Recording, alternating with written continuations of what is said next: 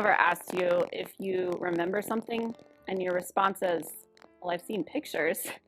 In other words, the images in your mind from an event aren't because you were actually able to retain a memory, but because you've seen the picture, you sort of kind of feel like you remember it. I don't remember it exactly myself either, but I've seen pictures of my third birthday party. I'm pretty sure I'm opening a strawberry shortcake sleeping bag, but maybe it's that I'm wearing a strawberry shortcake dress. I can't quite remember. Even though pictures help us to remember, pictures aren't always about the facts. I may not remember how strawberry shortcake plays into the story, but because of those pictures, I do remember that my third birthday party was the first birthday party my mom's boyfriend and my now dad ever attended. It's not always the picture itself that helps us to put the pieces together of the stories of our lives. We need people to be picture takers. Who's the person in your family who's always taking pictures? Who will go to great lengths to make sure that the picture is perfectly posed? Who would never dream of driving past a scenic overlook without taking a picture? There was a woman in one of my former churches who took pictures of everything. Hi, Beth, if you're watching. Ansel Adams, 20th century photographer, known for his black and white images, said, "You don't take a photo, you make it." Photographer and blogger Katie Therms wrote a few years ago, "We take photos as a return ticket to a moment otherwise gone. We take photos to recall with greater vibrancy those experiences that have shaped and made us. We take photos to bridge distance and shorten time, to lend legacy to the little things in life, to the forgotten moments." I am frequently called to officiate memorial services for people that I don't know, and I never do so without seeing at least a few pictures.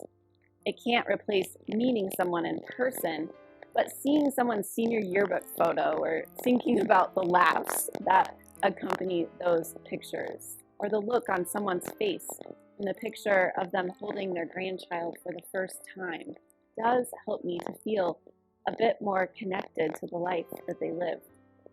Slideshows at memorial services attempt to tell the story of our lives. They are beautiful works of art. The only problem is that there aren't any pictures of sadness or loss. The highlight reels of our lives leave out so much. Slices of joy, big and small, are important to capture, and I realize that the lowlights might be the things that we wish we could forget. But I can't help but wonder how our mental health might benefit from a photo album of the meltdowns, the miscarriages, the moment divorce was imminent.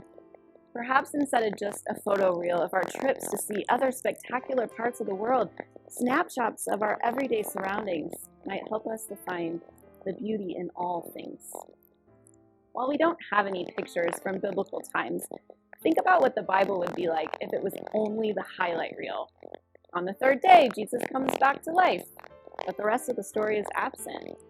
Or what about if the psalmist had left out those moments when they were mad at God?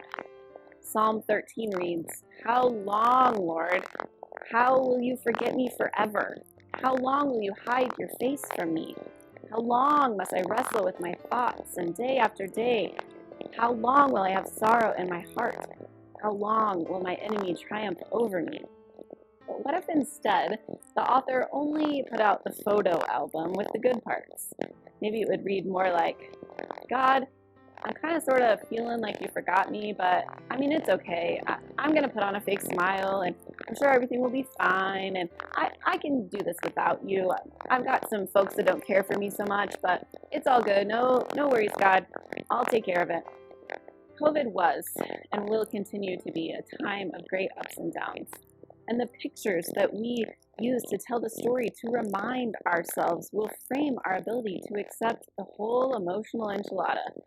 The pictures, either real or in our minds, give ourselves the chance to learn about negative emotions, become more familiar with them, and then become skilled in managing them. Avoiding the pictures and memories that are hard don't teach you any of that.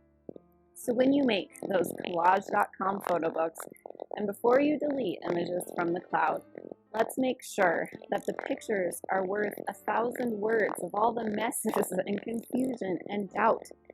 If it really is true that we take photos to recall with greater vibrancy the experiences that have shaped us and made us, we can't erase the fear.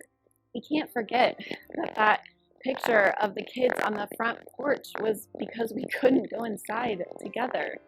Because in the end, our mental stamina will be stronger if we remember that cute picture with our cat was after 5 months of not going into the grocery store.